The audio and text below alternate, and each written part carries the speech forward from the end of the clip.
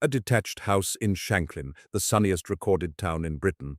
Almost 2,000 hours of sunshine a year, £28,000. Here are 7 more just like it. House 1, Shanklin, Isle of Wight, £28,000. Shanklin sits on the southeast shoulder of the Isle of Wight, and according to Met Office climate station records, it is the sunniest place in the United Kingdom, averaging close to 1,970 hours of sunshine a year. The national average sits around 1,400 hours. That is roughly 570 extra hours of daylight falling on the same rooftops every single year, which works out at more than 5 hours of bright sun a day, averaged across all 12 months, winter included. The reason is geography rather than luck. The island sits far enough south to catch the strongest of the Channel light, and the chalk downs behind Shanklin shelter the town from the cloud that piles up over the mainland on warm afternoons. The house is £28,000. It is a detached 1930s bungalow, rendered white, sitting well back from the lane on its own plot, with hedging on 3 sides and no neighbouring wall touching it anywhere. 2 bedrooms, 1 bathroom, a small square kitchen with the original larder shelf still in place, and a living room with a wide bay window. There is a detached single garage at the end of a short gravel drive, and a rear garden that runs about 18 meters to a low stone wall. The windows are plastic frames fitted sometime in the 90s, and they need replacing. The light in this house is the whole point. The bay window faces almost due south, and from about 10 in the morning until 4:30 in the afternoon, the living room is fully lit without a single lamp switched on. The bedroom at the back catches the last of it, a long, low orange band across the wall from around 7 in the evening in summer. The kitchen faces east and is bright at breakfast and dim by dinner. The previous owner apparently kept lemon trees in pots against the south wall of the garage, and locals will tell you they fruited. The verifiable detail here is literary. John Keats stayed in Shanklin in 1819, working on parts of Lamia and the fall of Hyperion, and he wrote to friends about the astonishing brightness of the place and the walk down through the wooded ravine known as Shanklin Chine, which is still there and still open to visitors. The town has been selling itself on sunshine for 200 years.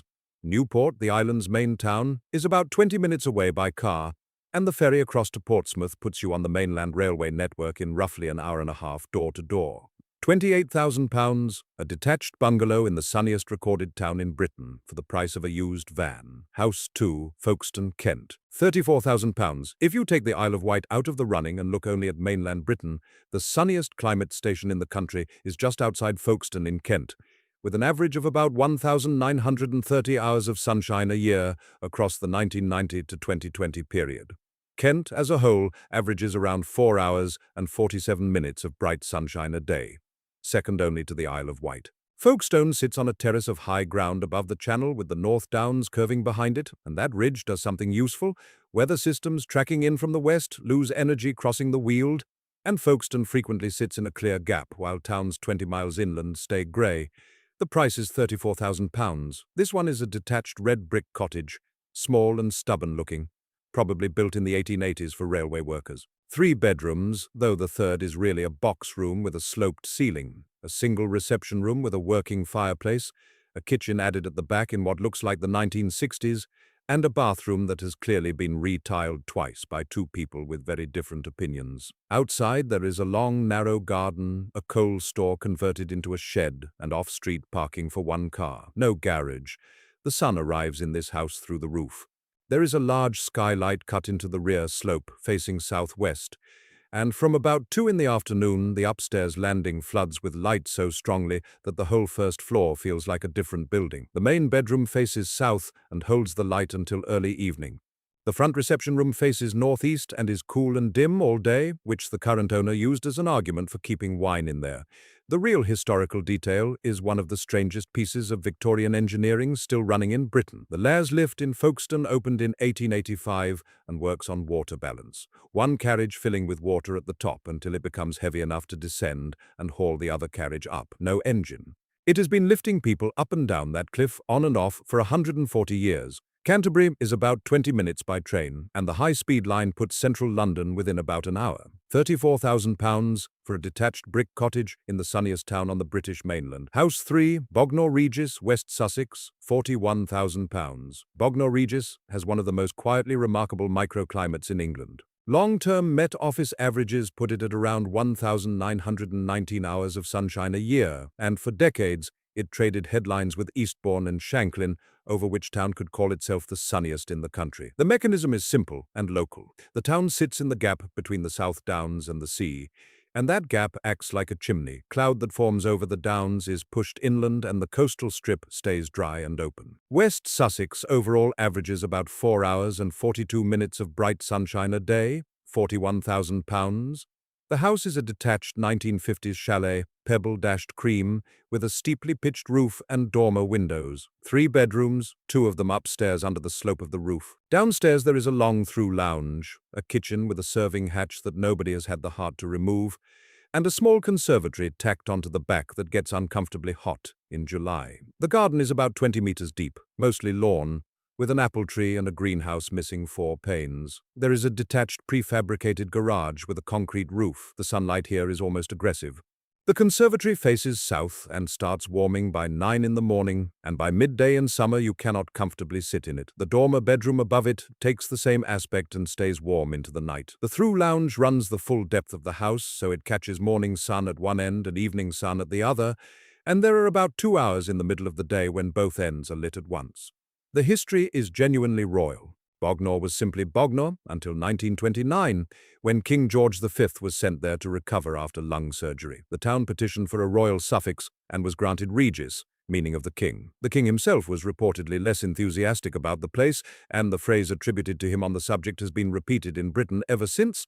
Chichester is 15 minutes away, Portsmouth about 45. £41,000, detached, 3 bedrooms, in a town that spent most of the 20th century arguing that it was the sunniest in England. House 4, Eastbourne, East Sussex, £47,000. There is a sundial built into the front wall of this house, not hung on it, built into it, cut into a rendered panel above the door, with the hours marked in dark tile and a brass gnomon that still throws a clean shadow. The man who built the house, in 1926, was an amateur astronomer, and according to the deeds, he had the whole building rotated slightly off the line of the street so the dial would read true. Everything about this house was arranged around the sun before anyone thought to arrange anything around a television, which makes Eastbourne the right town for it. East Sussex averages around 4 hours and 46 minutes of bright sunshine a day, and Eastbourne itself has recorded annual totals near 1,890 hours, putting it in a permanent 3-way argument with Bognor Regis and Ventnor over the national title.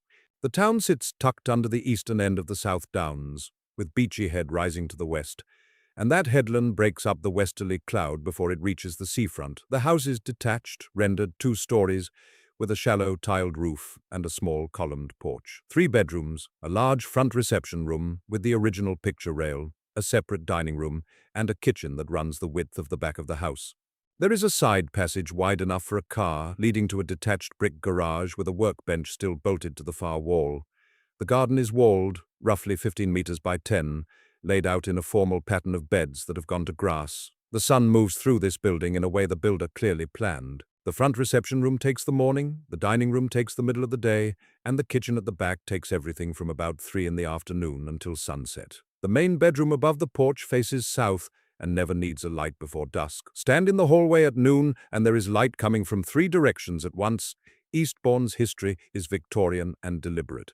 The town was largely planned and developed by the Dukes of Devonshire from the 1850s onwards, which is why the seafront has no shops on it, only gardens and hotels. The pier opened in 1870, designed by Eugenius Birch, and it is still standing. Brighton is about half an hour by train, London around 90 minutes, £47,000, detached, 3 bedrooms with a working sundial on the front wall.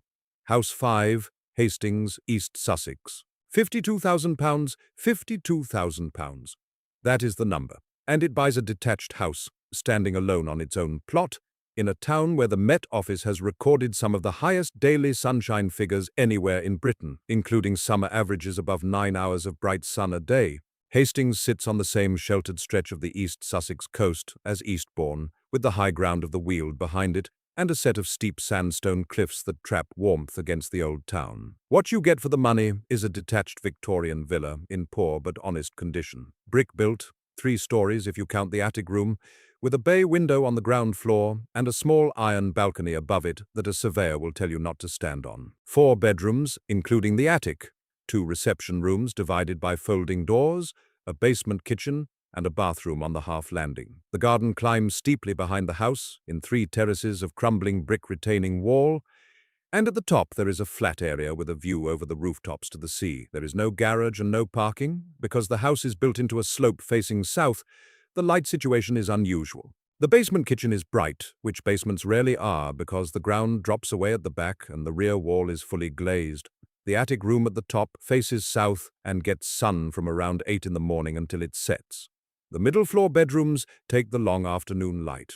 On a clear February day, the top of the house is warm enough that the heating does not come on. The history needs no invention.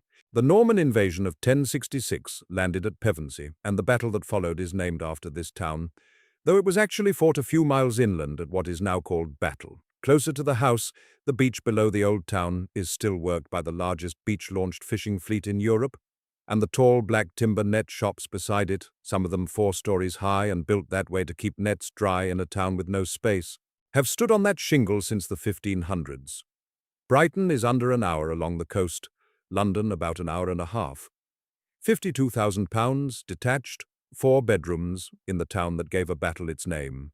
House 6, Weymouth, Dorset. £61,000. Dorset averages around 4 hours and 34 minutes of bright sunshine a day. And the climate station at Bognor Regis, on the edge of Weymouth, has posted some of the highest annual sunshine totals recorded anywhere in England, at times pushing past 1,900 hours. Weymouth's advantage is the shape of its bay. The town faces east into a broad sheltered curve, with the bulk of Portland to the south taking the worst of the weather, so mornings here are frequently clear when the rest of the county is still under cloud. £61,000. The house is a detached stone cottage on the western edge of town, built from local limestone with walls close to half a metre thick. 2 bedrooms, both with deep window recesses, a single large living kitchen with a flagstone floor and a bread oven bricked up in the chimney breast. A separate bathroom added in a single-story extension at the rear. The garden is small and enclosed, perhaps 10 meters square, with a stone outbuilding that has power and a concrete floor and would make a workshop. No garage, but space to park 2 cars on the hard standing at the front. Because the walls are so thick, the light in this cottage arrives in deep shafts rather than washes. The living kitchen faces east and is filled with sun from first light until about 11, at which point it becomes cool and stays cool all day. The upstairs front bedroom faces east as well. The bathroom extension at the back, glazed on 2 sides, takes over from midday and holds the light until evening. It is a house that follows the day around rather than sitting in it. The verifiable history here is unusually significant for a small seaside town. King George III bathed at Weymouth repeatedly from 1789 onwards, and his patronage effectively invented the British seaside resort as a concept. Less cheerfully, this is also where the Black Death is generally accepted to have entered England, arriving at the port of Bognor Regis in 1348. Both facts are commemorated in the town, though only one of them appears on the souvenirs. Dorchester is 20 minutes inland, Bournemouth about an hour. £61,000 for a detached stone cottage in one of the sunniest measured spots in England. House 7, Tenby, Pembrokeshire, £68,000. The sunniest part of Wales is the southwestern coast, which averages more than 1,700 hours of sunshine a year, and the sunniest town in it is Tenby. Pembrokeshire sits far enough out into the Atlantic to escape the rain shadow effect that soaks the Welsh valleys, and Tenby itself faces south and east from a headland, which means the cloud that builds over the Preseli Hills inland tends to stay inland. Recent monthly comparisons have put Tenby among the top handful of sunshine locations in the country. £68,000. This is a detached rendered house, painted the pale pink that half of Tenby is painted, arranged over 2 floors with a slate roof, 3 bedrooms, a front sitting room, a rear kitchen and dining room knocked into one, and a utility space in a lean-to. There is a walled garden at the back with a mature fig tree against the south wall, and a detached stone store at the end of it with its own doorway onto the lane. Parking is on the street, and it is not easy in August. The fig tree is a fair indicator of the light. The rear kitchen and dining room faces southwest and takes sun from late morning until it goes down behind the rooftops, and in June that is well after 9 in the evening. The front sitting room faces northeast and gets a short bright hour early in the morning and nothing after that. The upstairs back bedroom is the warmest room in the house, and the one you would want in winter and regret in July. Tenby's history is dense. The town is still enclosed on the landward side by its 13th century walls, including the 5-arched gatehouse known locally as the 5 Arches.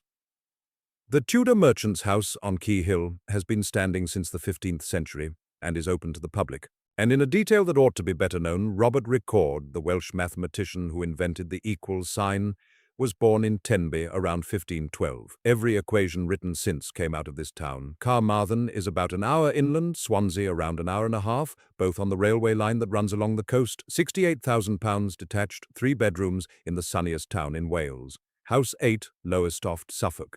£79,000. East Anglia is the driest region in Britain, and Suffolk averages around 4 hours and 34 minutes of bright sunshine a day, level with Dorset and ahead of most of the southwest. Lowestoft has a further advantage that is purely geographical. Ness Point, at the edge of the town, is the most easterly place in the United Kingdom, which means Lowestoft sees the sunrise before anywhere else in the country, and its long-term climate records show sunshine totals well above the national average of roughly 1,400 hours. Being on the east coast also keeps it out of the way of the Atlantic fronts that arrive from the west, already loaded with rain. £79,000, the most expensive house on this list. It is a detached 1960s house, brick to waist height and rendered above, with a flat-roofed section over the garage. 4 bedrooms, one of them small enough that it is honestly an office, an open-plan living and dining room with sliding glass doors to the garden, a separate kitchen, a downstairs cloakroom, and a bathroom upstairs with a window. The garage is integral, with an internal door into the hall. The garden is 30 meters long, flat, mostly lawn, with a raised patio and a shed that has been repaired with 3 different kinds of timber. The sliding doors at the back face southeast, which in this town means something specific, because Lowestoft catches the earliest sunrise in Britain. That living room fills with direct light earlier than anywhere else in the country, and in midsummer that means before 4:30 in the morning. Anyone living here learns quickly to invest in curtains.